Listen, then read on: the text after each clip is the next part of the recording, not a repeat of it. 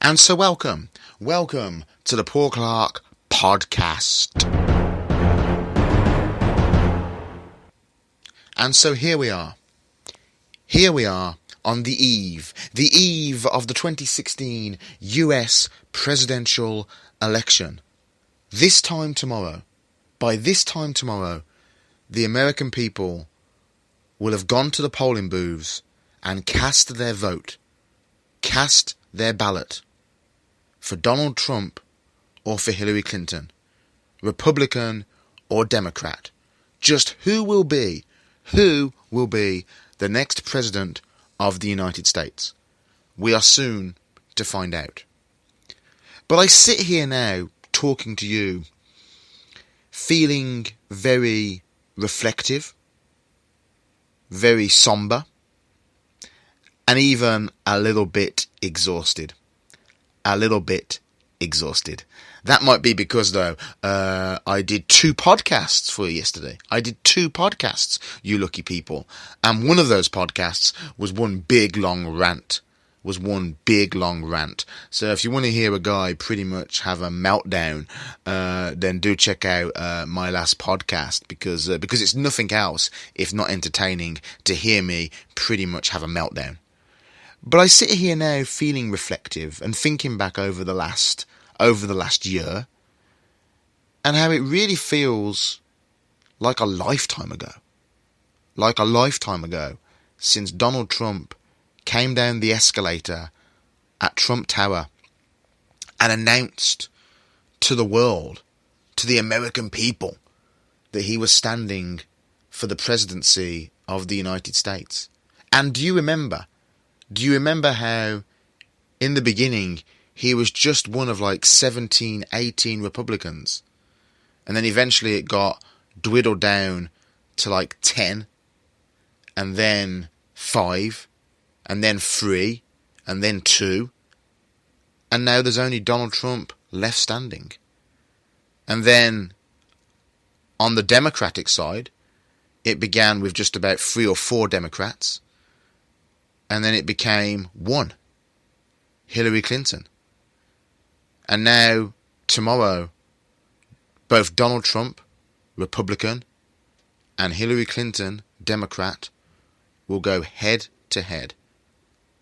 And one of them will emerge as the next president of the United States. Now, this will be the last time that you hear me talk, address, discuss the US presidential election. And I'm sure many of you right now are breathing a sigh of relief. But after tomorrow, there will be nothing else to say, really. There will be nothing else to say. Because it'll be over with, one way or the other. But I'll just leave you with this, really. This is going to be a very short podcast, because the time for talking is over. I've said all the things I want to say, and I certainly don't think that me doing my little silly podcast here could in any way, shape or form influence anybody to vote Trump or vote Clinton, for that matter. Not that I would want you to vote Clinton, by the way. But I sit here, as I say, in a very reflective mood, looking back on the last year, and just thinking of the journey, I guess, that I've been on. And how my view on the world has changed drastically. And how this has been the most politically active that I've ever been. And if Donald Trump wins tomorrow, I don't know if I have the words to describe how I'll be feeling, because I've never actually got behind a movement, got behind a cause that has meant so much to me. And not so much me, because look, I don't live in the country, but the experience has humbled me following this very bitter, very tense, very ferocious US election.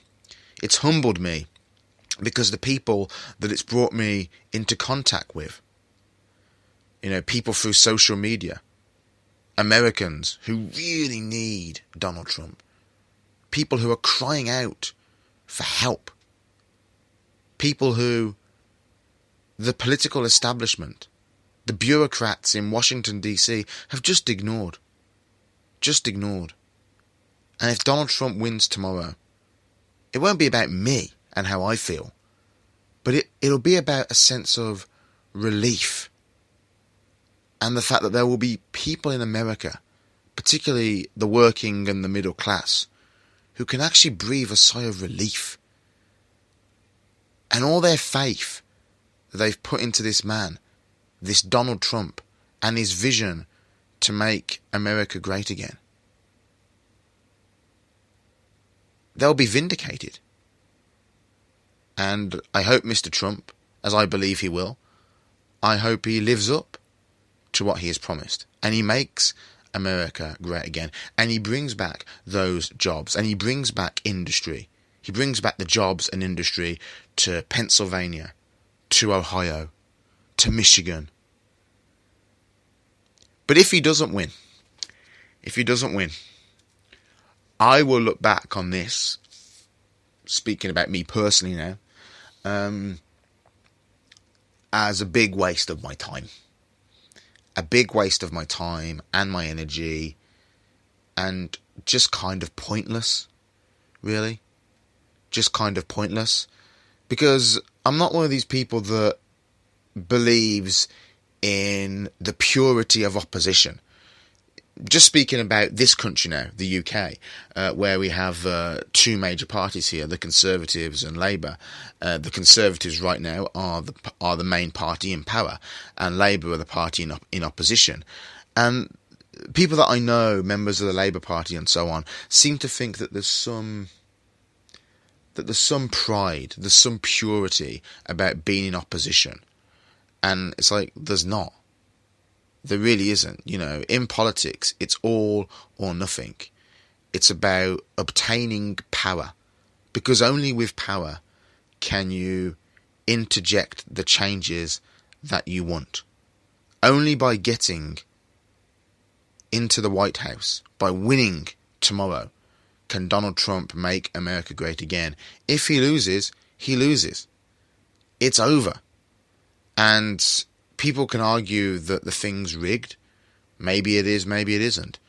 But the point is, it's over. And all those Americans out there that need some relief, need some help, they won't get it. They will not get it. And people can romanticize it as much as they want, just like they do in this country with the Labour Party and Jeremy Corbyn, and go on about the purity of opposition. It's nonsense. It's silly talk. It's silly talk. Power in politics is everything. Without power, you're nothing. You're just sitting in the sidelines, sniping away at Hillary Clinton, and the Democratic Party, or sniping away at Theresa May and the Conservative Party. But without power, there's no point. Power is everything. But hopefully tomorrow, Donald Trump will have power. I keep the faith, and I hope he will win. I hope he will win, and I hope he makes America great again. But a couple of last things I want to say, really. As I said, it's been a humbling experience, and to all the many Americans that I've met through social media, that I've spoke to, privately and very personally, and they've told me about what Donald Trump means to them. It's really touched me, guys. It's really touched me, and I really, really appreciate it. I know that, he is the last chance. Donald Trump is the last chance for common sense to stop the madness. And people can say what they like, people who support Trump, they're deplorables, they're racist, they're bigots. Well, all I would say is, if you believe that, fine. But maybe talk to them, like I have. Make the effort, get to know them. Watch a Trump rally. Get to know the man. You've still got a couple of hours left to do it in. Go check out Right Side Broadcasting. One last plug for those guys. Right Side Broadcasting, rsbn.tv. Go and check them out. Every single Trump rally's on there. Every single Trump rally over the last year is on there. Go and check them out. Watch a rally. Talk to the Trump supporters. Don't believe what the mainstream media tell you. Don't believe, what you read on social media. Don't listen to comedians who think that just to get a laugh, we'll talk about Donald Trump and his deplorable supporters. Do your own research. Do your own research. And then if you come to the conclusion that they're all racist, bigots and deplorables and Donald Trump is a demigod and the reincarnation of Hitler, then that's fine. That's fine. But I just make one last plea to you to go off and just watch a few Trump rallies, listen to what the man has to say, and get to know his supporters, his voters, like I have. Well, this is it. Last time I will ever mention the US presidential election. I'm going to be off social media for a while, guys, because whatever happens tomorrow, I think I need to just stay away from social media for a couple of days.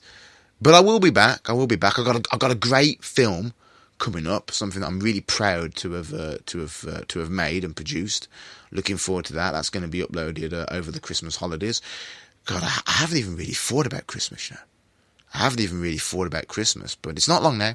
Not long now. Looking forward to to getting that Christmas tree, and looking back on the year. I mean, me and my friends always say about Charlie Brooker, who in this country is a comedian who does sort of a satirical look back on the year. And what a year it's been for him to look back on. I mean, so many celebrities died at the first in the first half of the year. Prince, David Bowie, Terry Wogan, Victoria Wood, so many greats. And then Brexit, of course. The EU referendum happened. And now President Trump. It's been a crazy old year. And my outlook on the world has changed. But I think it's changed. I hope it's changed for the better. And I hope it's made me a much more rounded, compassionate and kind person. And I'll just say that no matter what happens tomorrow, Donald Trump has had an impact on my life and has made me have much more regard for myself, much more respect for hard-working businessmen and women, and has made me want to make my life great again. Thanks for listening. Thanks for putting up with these rants and these raves. As I say, go and check out the last podcast because it's a good old rant and a rave. I think there's about 6 or 7 of these little podcasts now. So go back, have a listen to them, give me your feedback, like them, dislike them, do whatever you want. Tomorrow's the big day, so keep your fingers crossed.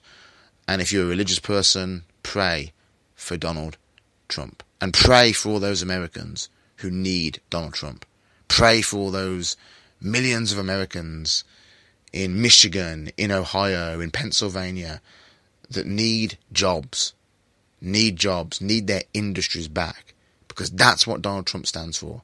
Jobs, jobs, and more jobs.